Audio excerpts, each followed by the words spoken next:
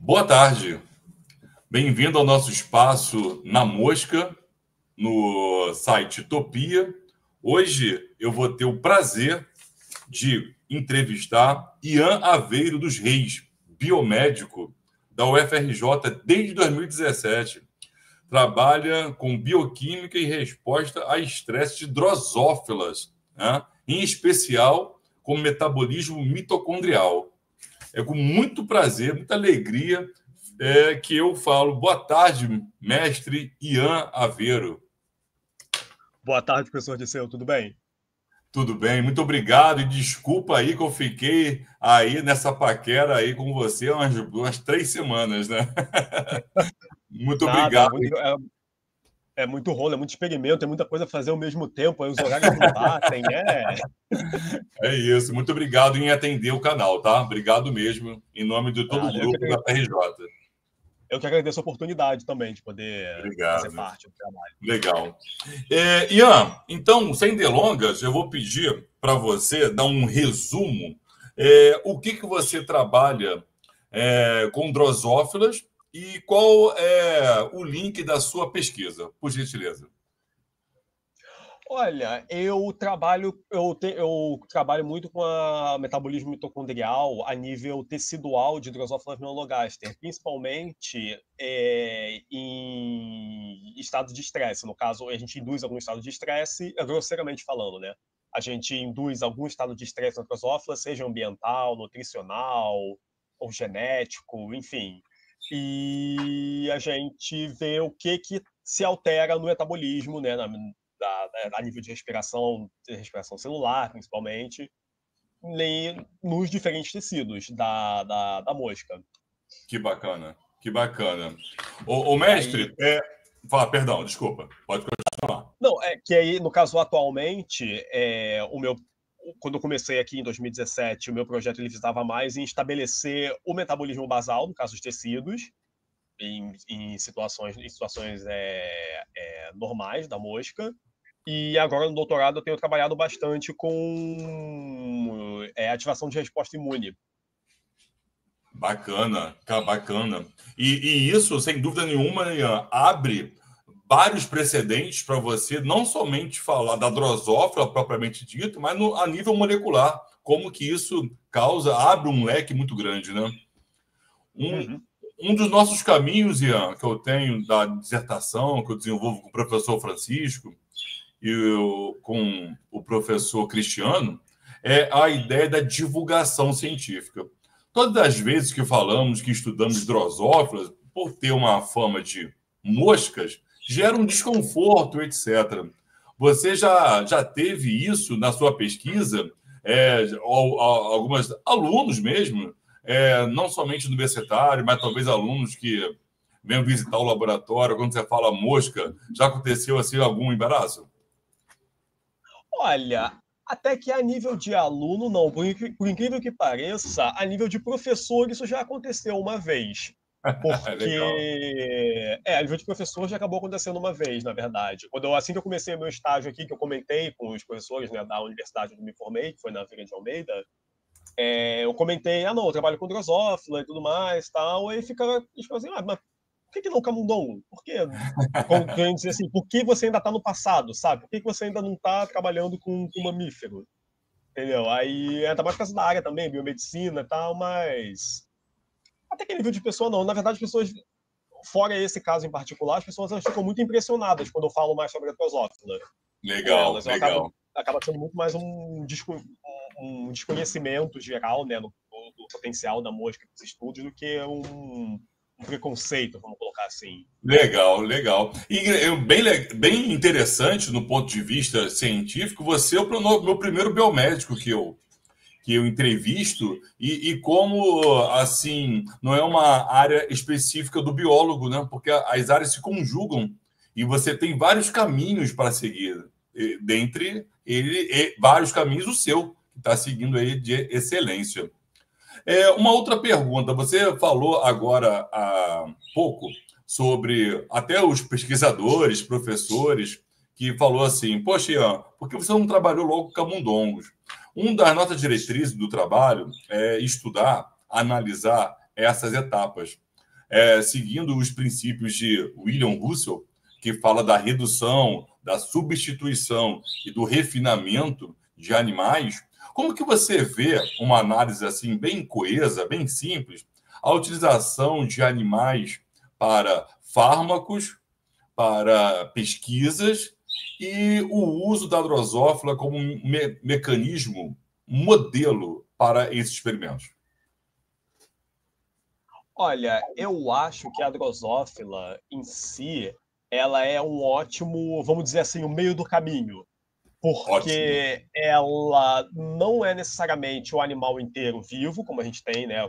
Muitas pessoas hoje em dia que trabalham com camundongo, coelho, enfim, outros animais, mas ela também não deixa de ter, ela também não peca em não ter a complexidade que muitas vezes, vamos dizer, uma cultura de células tem. Então, acho que ela faz um meio do caminho ali muito bom, em que a gente consegue justamente refinar as análises.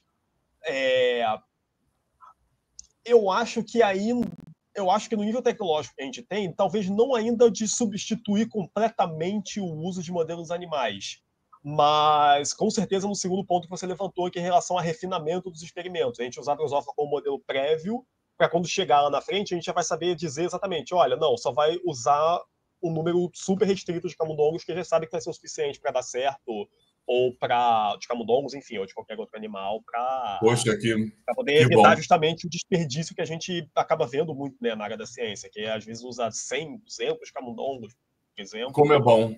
Como é bom ouvir isso, Ian. Como é bom ouvir isso de você, porque a gente luta muito a favor desse controle. Foi o que você disse. Por que usar 250 animais? A partir de quê, né? Que Uhum. a gente, na minha dissertação, eu já levantei, por que não criar uma espécie de dados já pré-estabelecidos, que aquilo fique armazenado num banco de dados, né? Falar, poxa, o pesquisador X do Maranhão já utilizou 20, então já tem um N pré-estabelecido. A gente comenta muito sobre Uhum. isso também. Que bom. E, Ian, um pouco mais da sua excelente explanação, eu queria perguntar o seguinte: em relação à divulgação científica, você já faz a divulgação, talvez mesmo que instintivamente, mas você já faz excelente. O fato de você trabalhar com mitocôndrias em drosófilas é uma quebra de paradigma imensa. Pergunto a você: você vê ainda a divulgação científica precisando de novos rumos? Ou seja, de uma linguagem mais acessível, de um site mais expressivo para agregar mais conhecimentos? Sim, sim, eu ainda vejo uma grande necessidade de a gente ter um material mais acessível ao amplo público, né? Que traga a informação, que não só tente traduzir a informação do laboratório para o público de fora, mas que adapte mesmo de forma melhor a tudo isso que a gente faz aqui dentro para quem está lá fora conseguir até quebrar mesmo um pouco, né, dessa ideia que a gente tem de que essas ideias que as pessoas as ideias erradas, desculpa, que as pessoas acabam muitas vezes tendo do cientista no laboratório, né? É isso, é verdade. A imagem, até a nossa imagem como um pesquisador, que aquilo não seja uma coisa estigmada, né? A gente trabalha muito essas Uhum. questões. Ah, olha lá, está chegando um pesquisador, cuidado, ele é maluco, né? E tira aquela ideia e fica uma ideia de, não, ele é bom para a ciência. Né? É um dos pilares da divulgação científica, uma linguagem acessível, uma linguagem de acesso adequada. Um dos nossos pilares do projeto da dissertação é justamente trabalhar isso, que a gente possa, dentro do espaço do Utopia, agregar, porque nós estávamos falando nos bastidores, você se tocou num ponto excelente, lindo, um ponto que me faz muito contente. Como a gente poderia trabalhar um curso de extensão a nível universitário, remotamente, e como que nós Uhum. poderíamos criar isso a nível de escola da educação básica. Imagina, Ian, quantas descobertas que você poderia alavancar para os alunos da educação básica. Quantos caminhos diferentes. Talvez caminhos que não são encontrados em livros e que você possa ver. Você vê esse caminho assim para o seu projeto, Ian? Para o meu projeto especificamente, talvez não, por conta da especificidade das coisas que eu trabalho. Mas para o uso da drosófila no geral, trazer, por exemplo, questões de potencial da drosófila para estudar neurodegeneração e outros tipos de Isso. doenças, até de estresse metabólico mesmo. Aham. Eu consigo ter um vislumbre disso, sim. Eu consigo ter um vislumbre Poxa, disso, sim. poxa, nos Eu sou, próximos. eu sou relativamente otimista. Nos nossos próximos encontros, eu vou te convidar, Ian. Eu vou te convidar a somar a essa temática.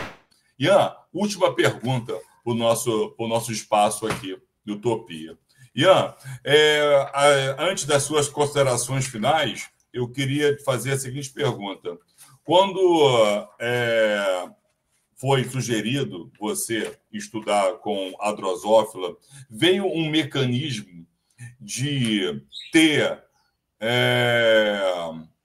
lastro de estudos, lastro de artigos, ou você teve alguma obstrução? Disse, eu só encontrei artigos americanos no Brasil. Qual universidade que somatiza com você? É a USP? É a UF? Como que você faz essa síntese?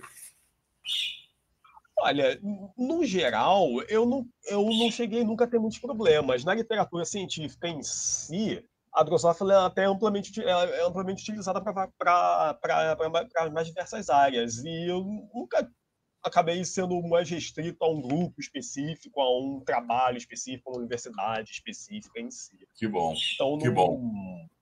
não cheguei a ter muitos problemas com a drosófila nesse ponto, não. Que bom saber isso. Que bom.